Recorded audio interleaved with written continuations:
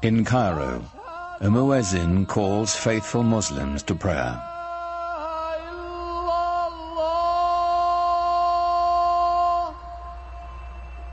It's the same call that sounds 5 times a day, every day, in cities across the world.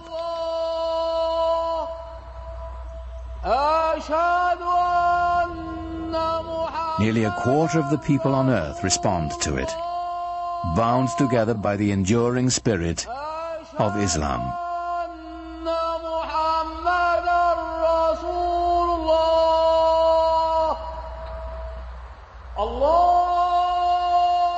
God is most great, the muezzin calls.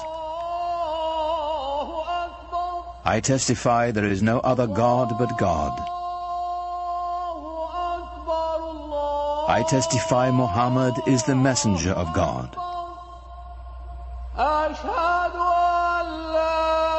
Come and pray. Come and flourish. God is most great. There is no God but God.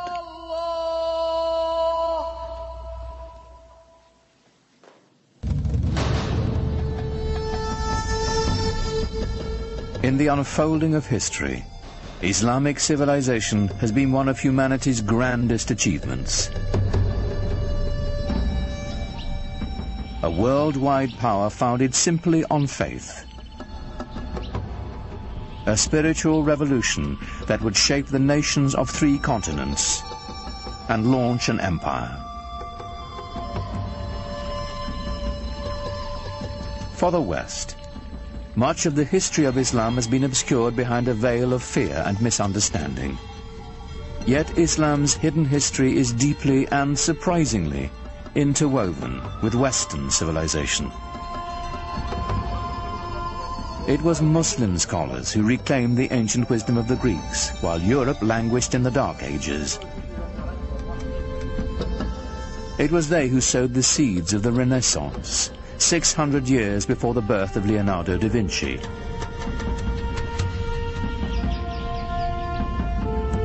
From the way we heal the sick to the numerals we use for counting, cultures across the globe have been shaped by Islamic civilization. But all this began with the life of a single, ordinary man, and the profound message he proclaimed would change the world forever. His name was Muhammad.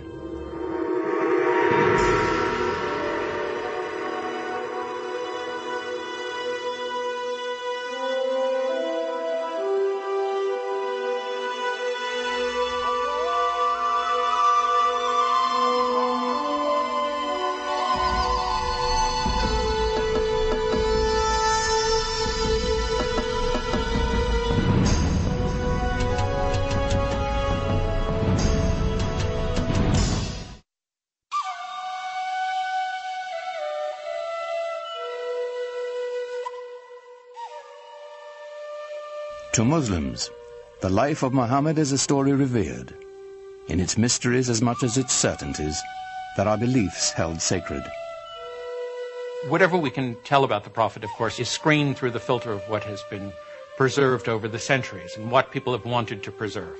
And it's very difficult to pull out from all of these different sources that are very adoring and the ordinary human being that the person that he was.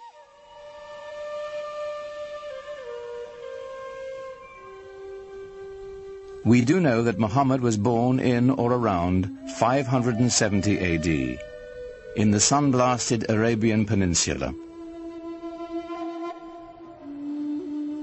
a land of savage scarcity whose Bedouin tribes were locked in a constant state of tribal war.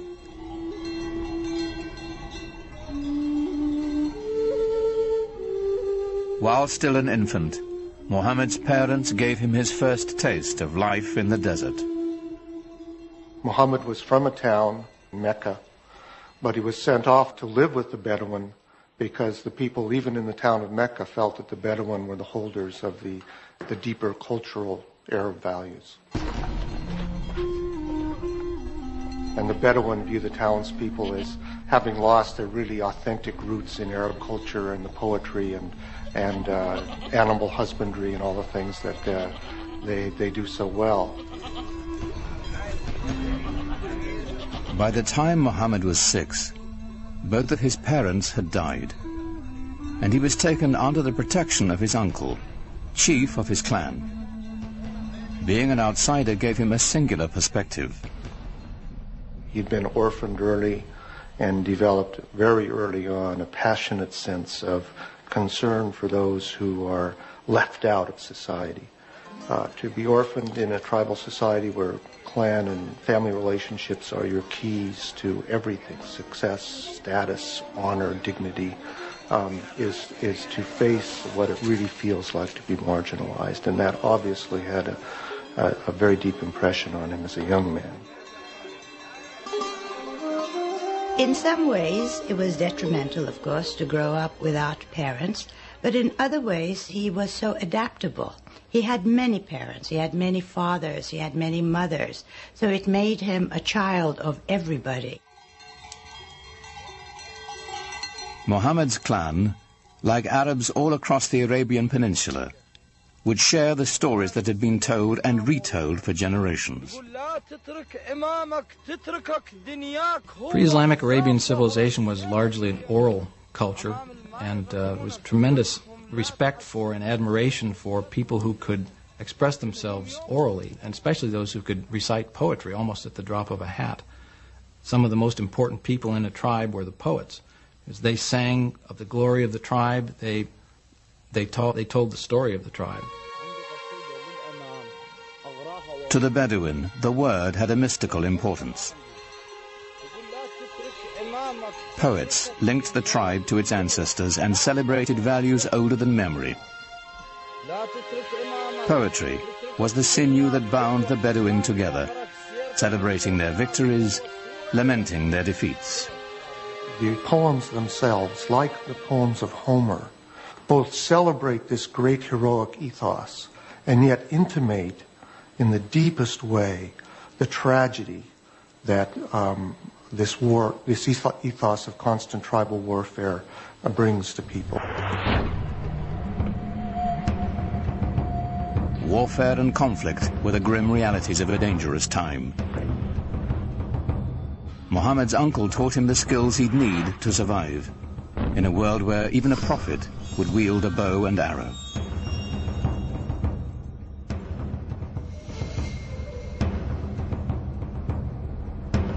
In a wilderness punished by the elements and bereft of water, rivalry over a single well could provoke a blood feud for generations.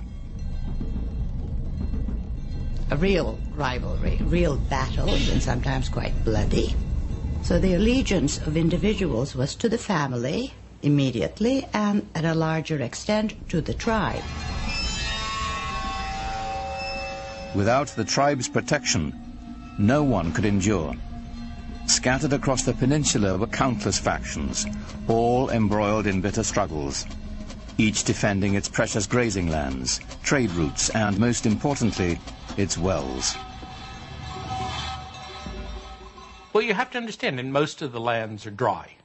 And so water is something that's everyone always considers precious.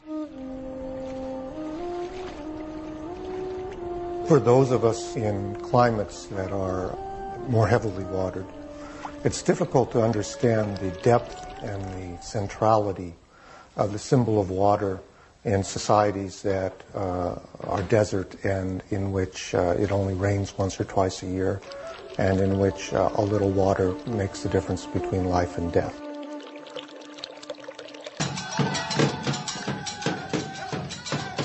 Each clan had its own separate gods and totems, to water and wind, fire and night.